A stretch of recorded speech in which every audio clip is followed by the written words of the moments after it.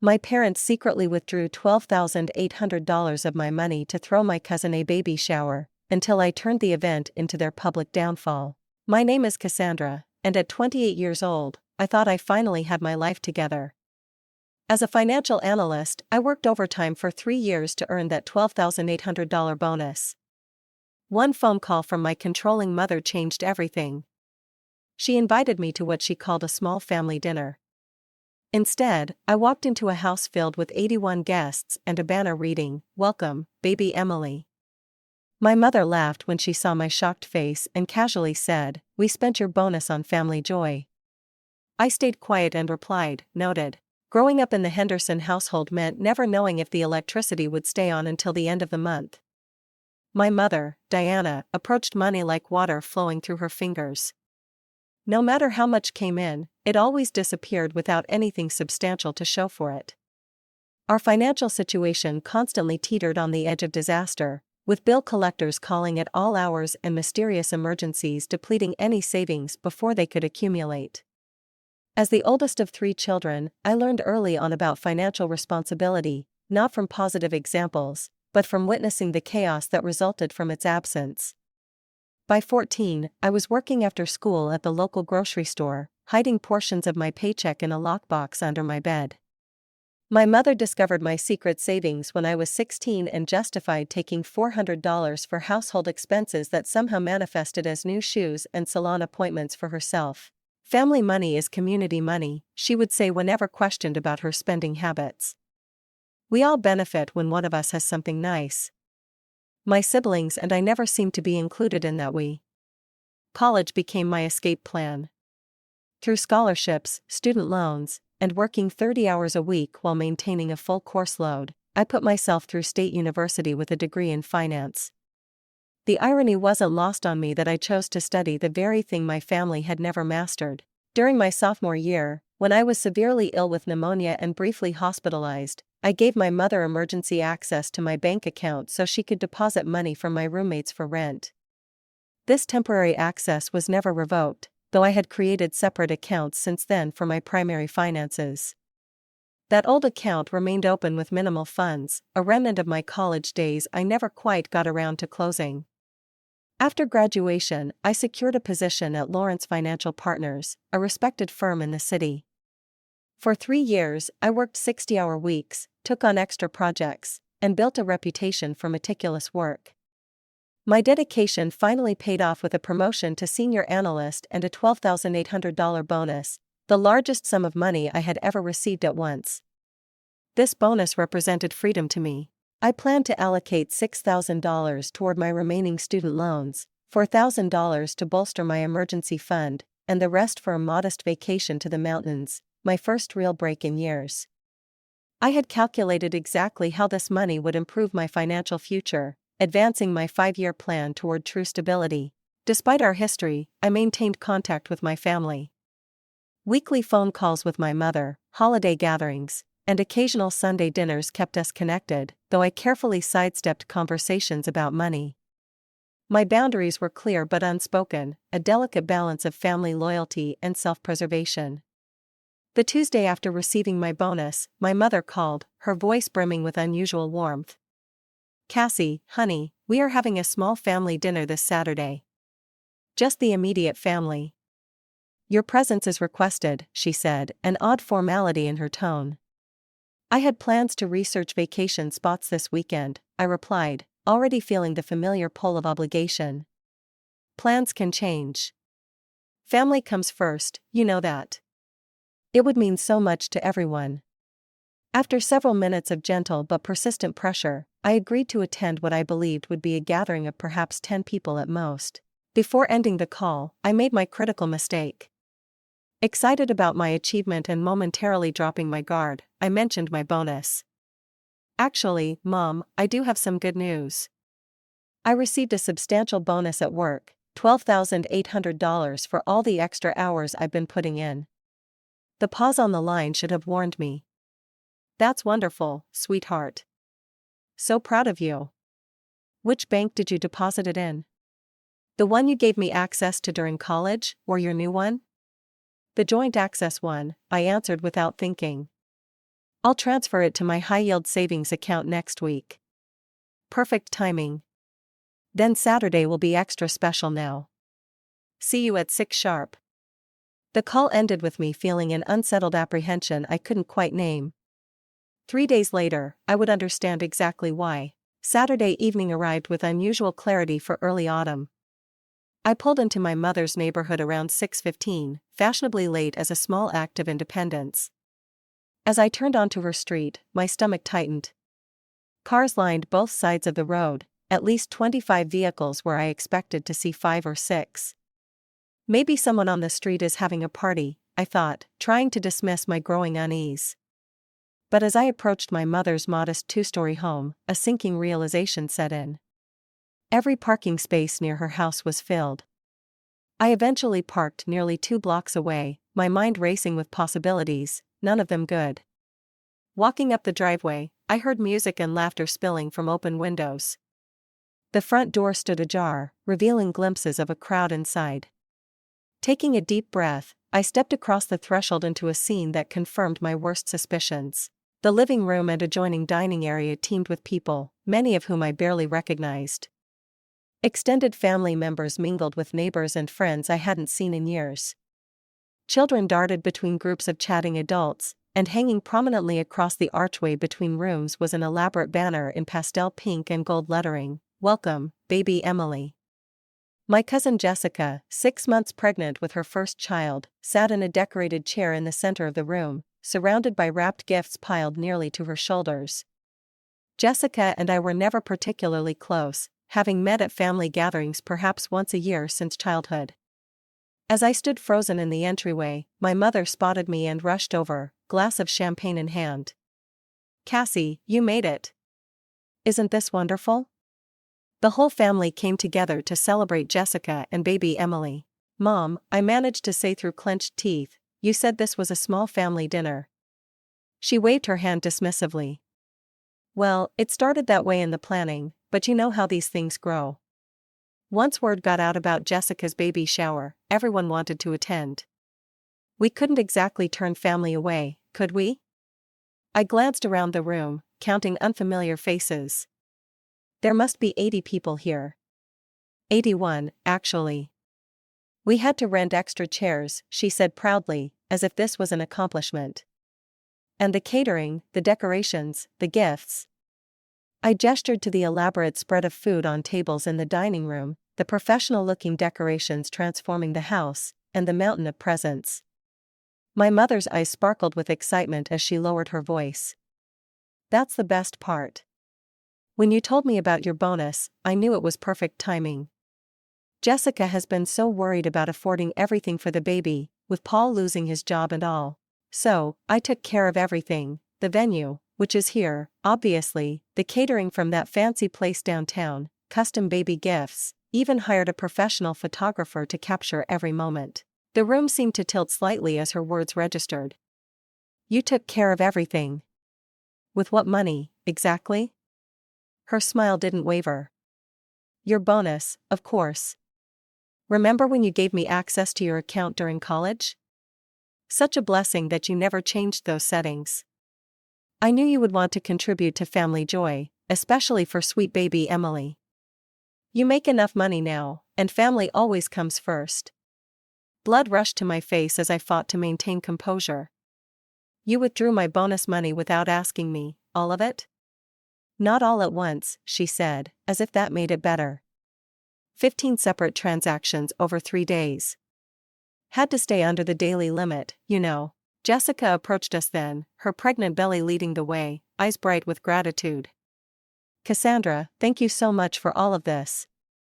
She gestured around the room. "Your mom told me you were helping sponsor the shower.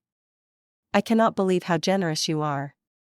This is more than I ever dreamed of." Behind Jessica stood her husband, Paul, looking simultaneously embarrassed and relieved.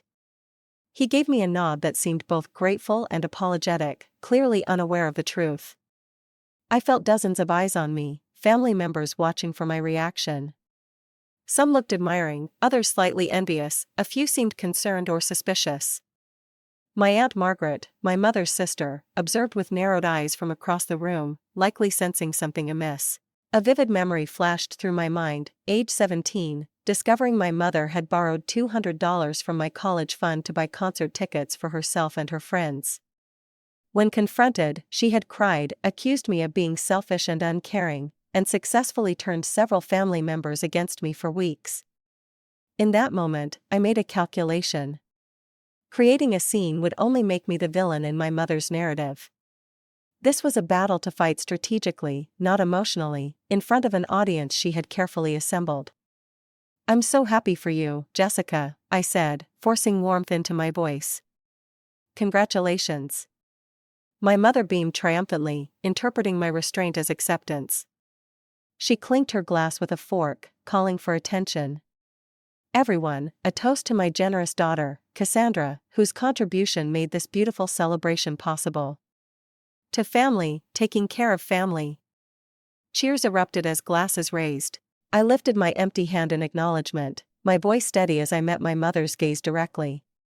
"Noted," I said quietly, the single word carrying the weight of a promise. I stayed for exactly 45 minutes, making minimal conversation while observing everything with newfound clarity. The custom-ordered cake from the city's most expensive bakery, the professional photographer capturing every moment, the monogrammed party favors for each guest, the caterer serving premium appetizers and drinks, every detail represented dollars drained from my account without consent. Every smile directed my way was purchased with my stolen funds. At 7:30, I excused myself, claiming a work emergency requiring immediate attention. My mother frowned disapprovingly but couldn't create a scene without revealing her deception. As I left, I heard her explaining to others about my important finance job that pays so well, she hardly notices sharing with family. Walking to my car, I pulled out my phone and opened my banking app, finally seeing the damage in detail. 15 transactions over 3 days, systematically emptying my account of $12,800. My hands shook, not with anger, but with resolution. By tomorrow, things would change. The drive home passed in a blur of emotion and clarity. My knuckles turned white on the steering wheel as memories cascaded through my mind, instances of financial manipulation I had dismissed or downplayed throughout my life. At age 8, my birthday money from grandparents disappeared from my unicorn piggy bank, later discovered as new earrings on my mother's ears. Borrowing, she called it. At age 12, the $100 I earned from summer lawn mowing jobs mysteriously needed for household bills while my mother got a new hairstyle that same week. At age 16, my first car, purchased with 2 years of saved wages, was loaned to my mother's friend who promptly crashed it. No insurance, no reimbursement, just a lecture about selfishness when I expressed anger. In college, care packages I sent home containing groceries and necessities for my younger siblings were found unopened and resold by my mother for cash. Each incident formed a pattern I had refused to fully acknowledge until now. My mother had never seen me as an independent person with rights to my own resources. In her world, my achievements existed to compensate for her failures, my stability to offset her chaos.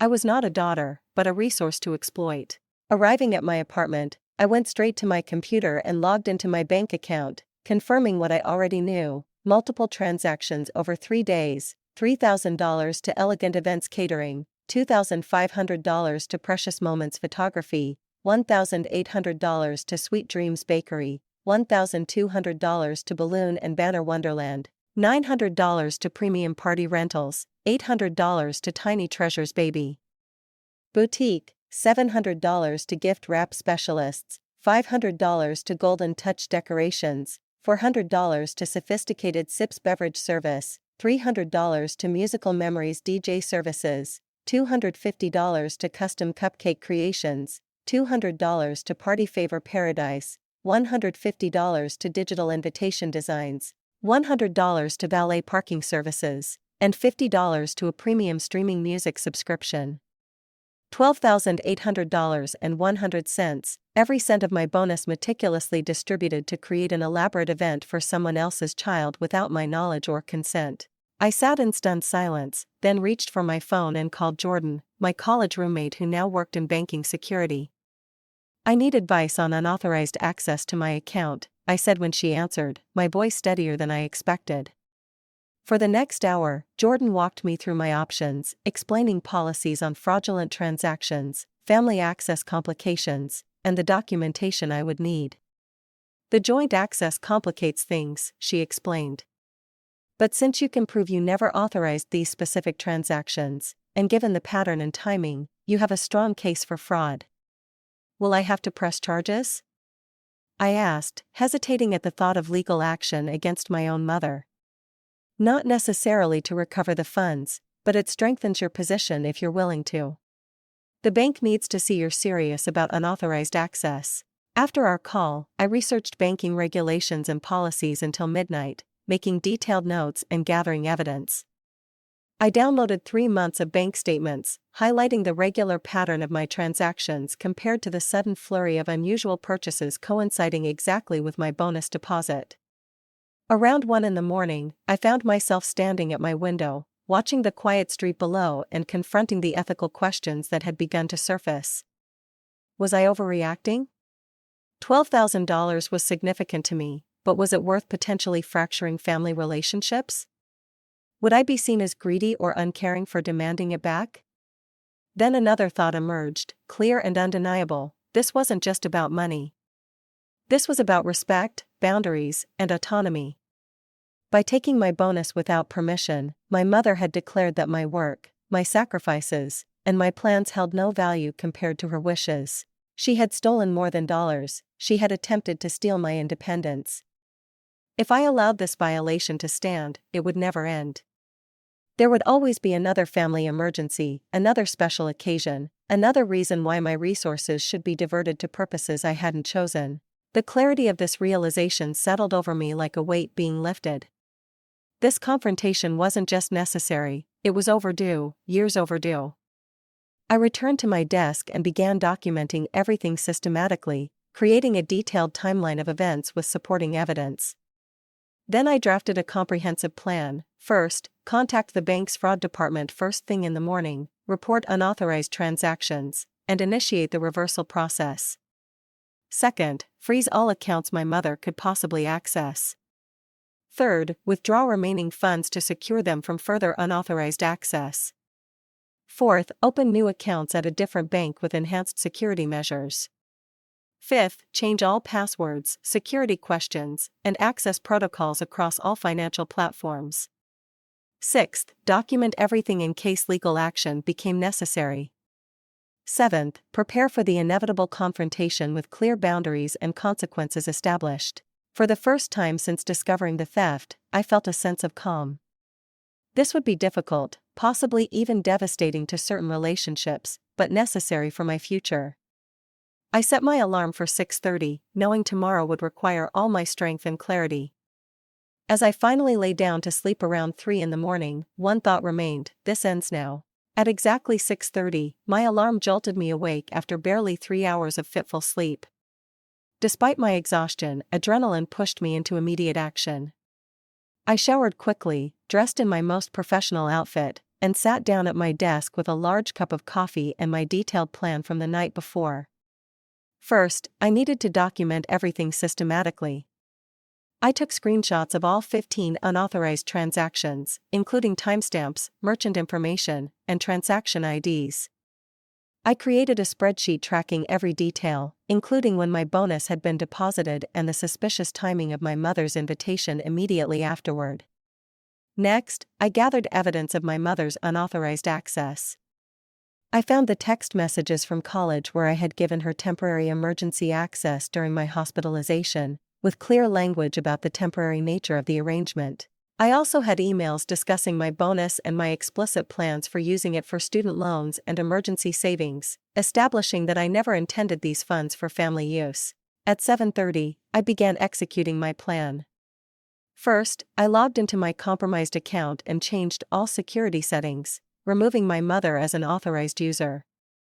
I changed the password, security questions, and added two-factor authentication linked to a new email address my mother had no knowledge of. I then contacted my bank's fraud department, explaining the situation in precise, factual terms. These purchases were made without my knowledge or consent, I explained to the representative, Amanda, as I detailed how my account had been accessed without permission and funds systematically drained through 15 strategic transactions. I have documentation showing the temporary nature of the shared access from 5 years ago during a medical emergency, with no indication this access would continue long-term or be used for major withdrawals. Amanda was professionally sympathetic but necessarily thorough. I understand this is a sensitive situation involving family, Miss Henderson. We'll need to investigate each transaction. Do you have any documentation showing these purchases were unauthorized? I had prepared for this. Yes, I have text messages from the account holder admitting to using my funds without permission, specifically targeting my recent work bonus.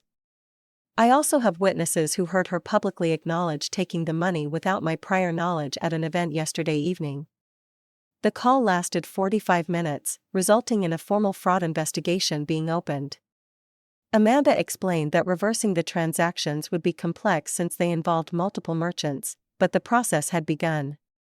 I authorized the bank to freeze the account immediately to prevent any further unauthorized activity. By 9:15, I had moved to the next phase. I opened my laptop and initiated transfers of all remaining funds from accounts my mother might possibly access to my secure personal account at a different bank. I watched the confirmation screens appear one by one, each representing another resource protected from future exploitation. Next came the most challenging technical task, systematically changing every password, security question, and recovery option across all my financial platforms, banking apps, investment accounts, retirement funds, credit cards, student loan services, tax preparation services, and financial planning tools. For each, I created new complex passwords stored in a secure password manager, established new security questions with answers my mother could never guess, and removed any recovery phone numbers or emails she might access. At 11:30, I took a short break to refuel with a sandwich and to check my phone, which I had deliberately set aside to focus. 23 missed calls and 37 text messages, all from my mother. I scrolled through them without reading, noting the progression from confusion to anger to threats. Some charges were declined. What did you do to your account? Call me immediately. You're being completely selfish and childish.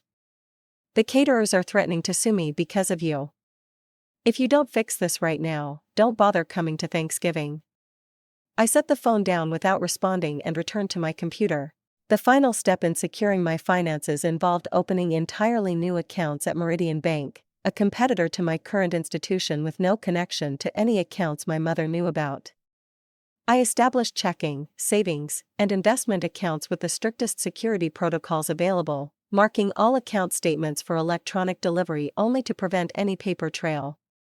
By 2 in the afternoon, I received confirmation that 13 of the 15 transactions had been successfully flagged for reversal.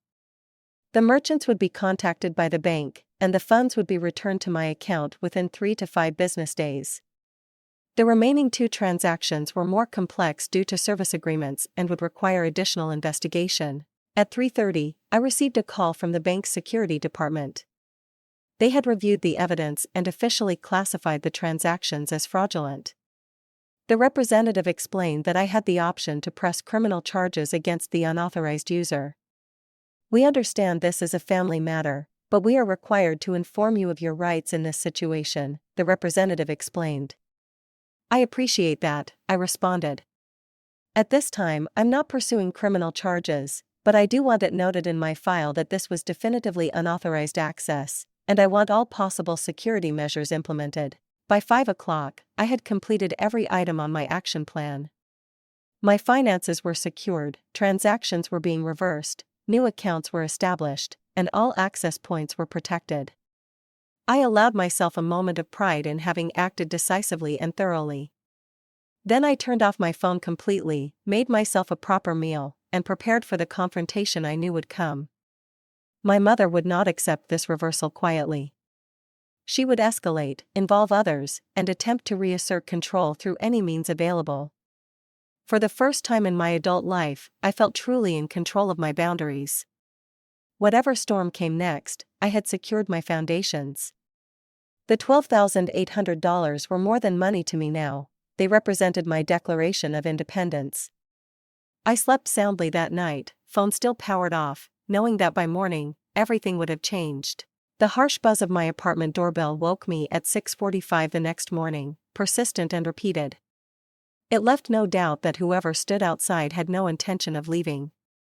I checked my security camera app to confirm what I already suspected: my mother, looking disheveled and furious, jabbing at the button repeatedly. Before confronting her, I powered on my phone to assess the damage: 68 missed calls, 122 text messages, 30 voice messages, and notifications from multiple social media platforms where family members had tagged me or sent messages. I scrolled through texts from various relatives, seeing the story had spread overnight with predictably distorted framing. From Aunt Patricia, "Your mother is devastated. How could you embarrass the family like this?" From Uncle Robert, "Financial disputes should stay private. Call your mother." From Cousin Jessica, "The caterers showed up demanding additional payment. My shower is ruined, and I'm too stressed for the baby now." From my brother Tyler, "Mom's hysterical. Fix this." From Aunt Margaret, "Surprisingly, call me when you can. I want to hear your side." I took a deep breath, put on a robe, and went to the door, opening it without removing the security chain. My mother burst into speech immediately. "What have you done?" "The bank reversed all the transactions. The caterer is threatening legal action against me." Jessica is in tears. "Your own family, Cassandra, your own blood." "I stopped unauthorized access to my accounts," I replied calmly. "Nothing more."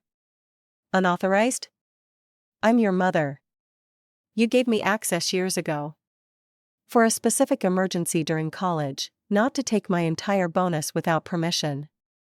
Her face contorted with the familiar mixture of indignation and calculation I had seen throughout my childhood whenever her actions were questioned. "I didn't steal anything," she hissed. "I redirected funds to where they were needed most." Jessica is family. That baby is your blood relation. Your selfishness is showing, Cassandra. What would you have spent it on anyway? More expensive clothes? Another vacation? While your cousin struggles to afford diapers. The manipulation tactic was so transparent now that I had stepped back from it. For years, such arguments had triggered my guilt and compliance. Today, they simply confirmed I had made the right decision. If you were concerned about Jessica's baby supplies, you could have asked me directly to contribute what I felt comfortable giving. Instead, you took everything without asking for an elaborate party rather than practical needs. Family doesn't need to ask permission to help family. Taking $12,800 without consent is not help, Mom. It's theft. She gasped dramatically. Theft? Your own mother, after everything I've sacrificed for you? "I need to get ready for work," I said, refusing to engage with the martyr routine. "We can discuss this when you're calmer." Discuss? There's nothing to discuss. You'll unfreeze those transactions immediately. Jessica's reputation is destroyed. My word in the community is ruined. That was your choice when you spent money that wasn't yours. Her strategy shifted instantly, tears replacing rage. "Please, Cassie, they're threatening to sue me. I can't afford lawyers. I could lose the house." The house that I had helped her refinance last year. The house where she had just hosted a lavish party with my stolen money. The bank is reversing the transactions because they were unauthorized.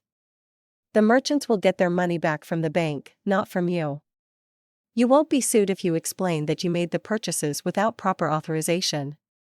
You want me to admit to stealing to strangers? I want you to be honest about what happened. Her face hardened. "I'll tell everyone what you did, how you humiliated your pregnant cousin, how you care more about money than family. No one will take your side." I had expected this exact threat.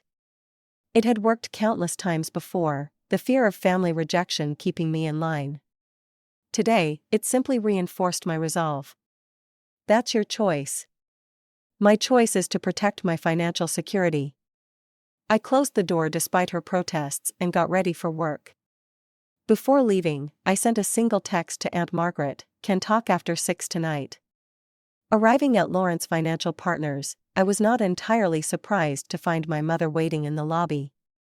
She had done this before when I wouldn't answer calls, showing up at my workplace to force confrontations where I would be professionally constrained from responding honestly. "There she is," she announced loudly as I entered, drawing attention from colleagues and clients in the reception area. "The daughter who reports her own mother to the bank for fraud, who ruins a baby shower out of spite." Security approached immediately. As heads turned toward the disturbance, I made eye contact with Marcus, our head of security, who knew me well from 3 years of morning greetings. "This is my mother," I explained quietly. "She's upset about a personal matter. Could you please assist her outside? I have an important client meeting." "Absolutely, Miss Henderson," he replied professionally. "You can't avoid this, Cassandra," my mother called as Marcus gently but firmly guided her toward the exit. "Family is forever. You can't choose money over blood." Several colleagues witnessed the scene, including my direct supervisor, Janet, who approached with concern. "Everything all right, Cassandra? Do you need to take some time this morning?" "Thank you, but I'd rather focus on work," I replied. "It's a personal situation I'm handling." "If you need support or flexibility, just let me know," she offered. "We value your well-being here." That simple professional courtesy almost broke my composure more than my mother's dramatics. In my workplace, my boundaries were respected without question. The contrast with my family dynamics couldn't have been starker. Throughout the day, my phone continued to accumulate messages. By lunch, word had spread further through the family network. Cousins I barely spoke to sent judgmental texts. Aunts called demanding explanations. Even my siblings, who had experienced our mother's financial manipulation themselves, pressured me to fix things and keep the peace. But scattered among the criticism were surprising messages of support. From my younger cousin Alicia, Aunt Diana did the same thing to my graduation money last year. "Thank you for standing up to her." From my mother's brother, Uncle James, "Been waiting 20 years for someone to call Diana on her financial games. Stay strong." From a distant cousin I had met perhaps twice, "Your mom borrowed $3,000 from my parents for emergency medical bills in 2018. Turned out to be a cruise." They were too embarrassed to confront her. By 5:30, when I left work, the bank had confirmed that all 15 transactions had been successfully flagged for reversal. The funds would be returned to my new secure account within the week. My mother had been permanently removed from all access to my financial systems. Driving home, I felt a complex mixture of emotions, vindication and sadness, relief and grief. I had protected my resources and established critical boundaries. But at what relationship cost? Was financial autonomy worth the family conflict it had created? Then I remembered the years of small thefts, manipulations, and boundary violations that had led to this moment. The pattern would never have stopped on its own. My mother would never have recognized my financial independence without this forced consequence. Sometimes peace comes at too high a price. Sometimes respect must be demanded rather than requested. As difficult as this confrontation had been, it was the necessary first step toward healthier relationships based on genuine care rather than exploitation. That evening, I spoke with Aunt Margaret for over an hour. Unlike most of the family, she listened without judgment, asking thoughtful questions and offering perspective from her own difficult relationship with my mother. "Diana has always been this way," she said. "Money flows through her hands like water, and she feels entitled to whatever resources are within reach. You're the first person to establish real consequences, and that terrifies her. Her control is slipping." I never wanted to hurt her, I admitted. I just couldn't let this continue. Boundaries aren't punishment, Cassandra. They're protection. You did what you needed to do. As we ended our call, Margaret said something that would stay with me through the difficult days ahead. "The guilt you feel isn't because you did something wrong. It's because she programmed that response in you." Breaking free of financial manipulation never feels comfortable, but it's necessary for your future. I slept better that night than I had in years, my finances secure and my path forward clear despite the storm raging around me. By Wednesday morning, 3 days after the baby shower, the family had divided into distinct factions. Text messages, social media posts, and phone calls revealed the battle lines clearly forming around my actions. My mother had been busy crafting her narrative, presenting herself as the victim of my callous financial cruelty. According to her version, she had merely borrowed my bonus for a beautiful family celebration, fully intending to pay it back eventually. My overreaction had embarrassed cousin Jessica, ruined a special family moment, and demonstrated my materialistic values. Many relatives accepted this framing without question, particularly those who had benefited from my mother's generous spending of other people's money over the years. Aunt Patricia, always my mother's staunchest defender, called me directly to deliver a scathing assessment of my character. "Family helps family," she lectured. "Your mother has sacrificed everything for you children. This is how you repay her, by humiliating her over money? Money comes and goes, Cassandra, but family is forever." Uncle William, my mother's older brother, sent a lengthy email suggesting I seek therapy for my unhealthy attachment to material wealth and inability to share with loved ones. He conveniently ignored that the sharing had been entirely non-consensual.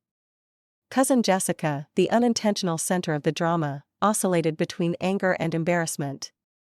She sent a tearful voice message describing how vendors had contacted her directly when payments were reversed, making her feel like a charity case, humiliated during what should be the happiest time of my life. I felt genuine sympathy for Jessica, who hadn't known the true source of the funding. After consideration, I sent her a direct message: "Jessica, I'm truly sorry you were caught in the middle of this situation. This was never about you or your baby. I would have been happy to contribute something meaningful to help you prepare for Emily's arrival if asked directly. What I cannot accept is having all my funds taken without my knowledge or consent. I hope you understand this is between my mother and me." Her husband, Paul, surprisingly responded to my message with unexpected understanding: "We had no idea your mother used your money without permission. Jessica is upset about the situation, but we both understand boundaries. We'd love to have a simple family dinner with you after things calm down. No gifts necessary, just family reconnecting the right way." This small gesture of understanding meant more than they could know. Meanwhile, a counter-narrative began emerging from unexpected sources. Family members with their own stories of financial manipulation by my mother started reaching out privately, sharing experiences they had previously kept silent about out of shame or family loyalty. My brother Tyler, after initially pressuring me to fix things, called with a change of heart. "Remember when Mom convinced Grandma to put her on the joint checking account to help with bills, and somehow Grandma's savings for her retirement community deposit disappeared?" I just connected those dots. My sister Amanda, the youngest and usually most defensive of our mother, texted, "Found out Mom took out a credit card in my name during college. Just discovered it while applying for a mortgage.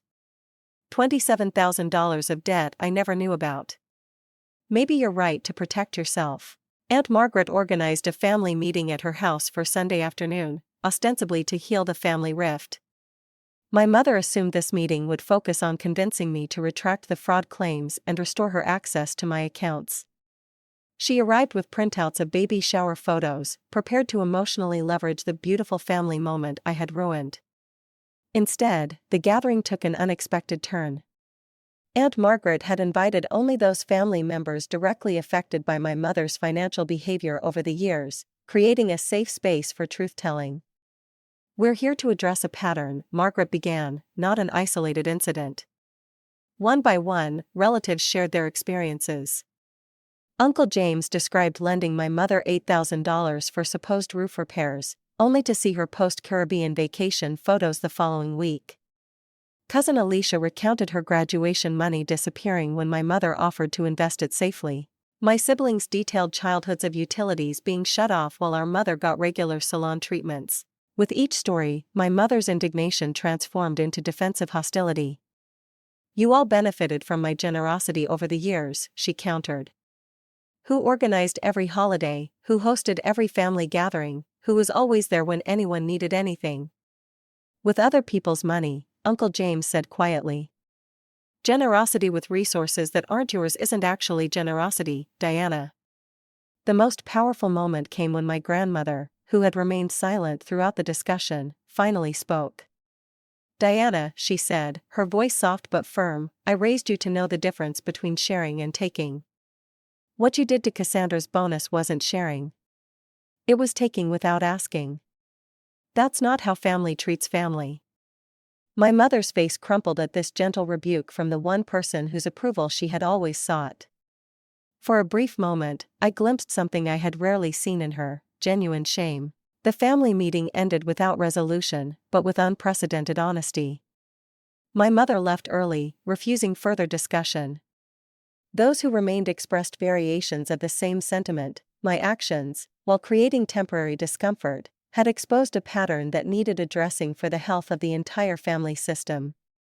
In the following days, the wider family communication shifted subtly. The pressure to retract my fraud claims diminished.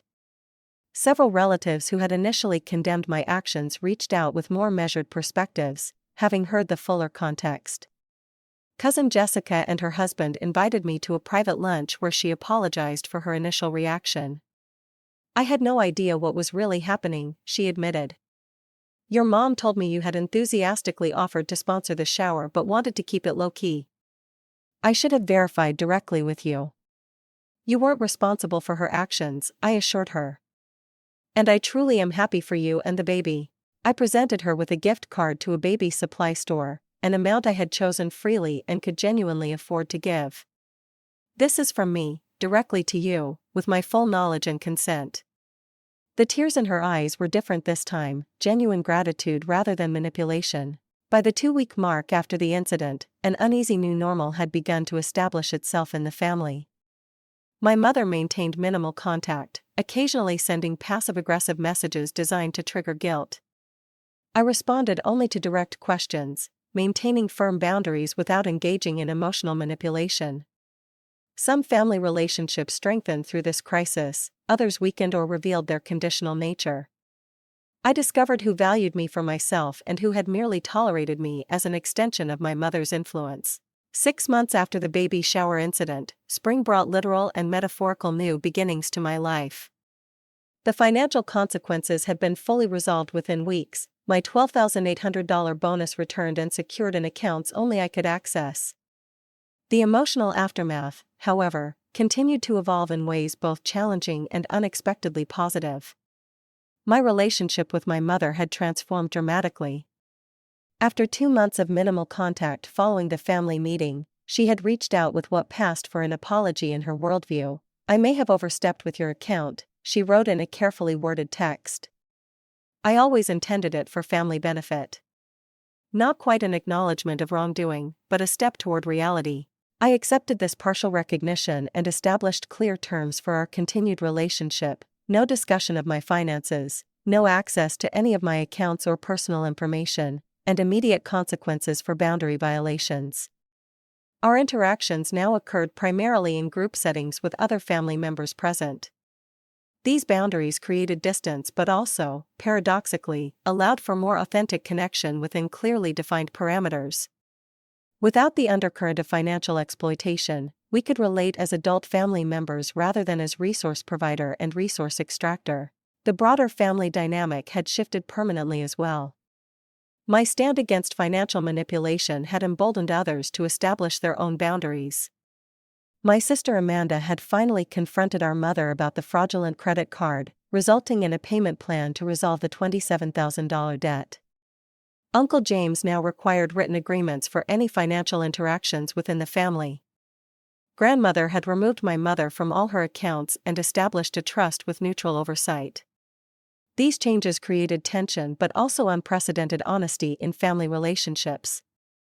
When manipulation no longer worked as a strategy, genuine connection became the only option.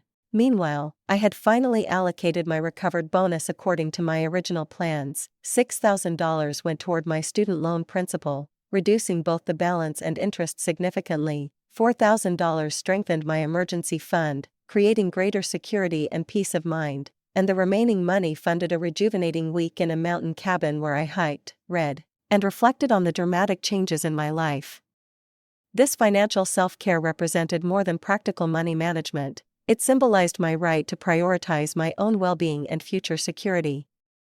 Each allocation reflected a choice made freely, without coercion or manipulation, an expression of autonomy I had defended at significant emotional cost. The experience had prompted me to seek therapy, specifically focusing on financial trauma and family dynamics. Dr. Winters helped me recognize patterns established in childhood that had made me vulnerable to financial exploitation well into adulthood. Children raised with financial instability often develop complex relationships with money, she explained during one particularly insightful session. You learned early that resources could disappear unpredictably. That created both hypervigilance about money and a deep-seated fear that protecting your resources makes you selfish or unloving. These insights helped me separate legitimate generosity from exploitative expectations. I could choose to help family members in ways that aligned with my values and capacity without sacrificing my financial health or autonomy. In a meaningful gesture of genuine generosity, I helped cousin Jessica set up a college fund for baby Emily with proper legal protections, ensuring the money could only be used for its intended purpose. I also connected Jessica with financial literacy resources that had helped me establish independence years earlier. I never realized how vulnerable I was financially until the shower incident, Jessica confided during a coffee date. Watching how you handled everything inspired me to take control of our family finances. Paul and I have actual savings for the first time. My relationship with Aunt Margaret deepened into a supportive friendship between equals. Her willingness to stand for truth during the family crisis had given me courage when I needed it most. You remind me of myself at your age, she told me during one of our now regular Sunday brunches. I wish I had established boundaries with Diana decades ago. Better late than never, though. On a professional level, the experience strengthened my career in unexpected ways. The analytical skills and decisiveness I demonstrated in handling my personal financial crisis impressed senior leadership at Lawrence Financial. 6 months after the incident, I received another promotion to team lead with a substantial salary increase and expanded responsibilities. My personal financial management became even more structured and intentional. I established additional security measures, regular financial reviews, and clear protocols for any shared expenses. I created comprehensive estate planning documents, despite my relative youth, ensuring my assets would be protected and distributed according to my wishes under any circumstance. Most importantly, I developed a healthier psychological relationship with money. Resources were neither something to hoard anxiously nor to surrender out of guilt. Money represented choices, security, and the freedom to build a life aligned with my values. Protecting that freedom wasn't selfish, it was necessary. The most profound change was internal, the dissolution of the false dichotomy between financial security and family loyalty. I could love my family without sacrificing my boundaries. I could maintain boundaries while still offering appropriate support. Financial autonomy and family connection could coexist, though finding that balance required courage, clarity, and consistent reinforcement. On the evening of my 29th birthday, I hosted a small dinner gathering for the family members who had supported my journey toward financial independence. As we shared a meal I had chosen and paid for with joy rather than resentment or obligation, I realized something fundamental had shifted within me.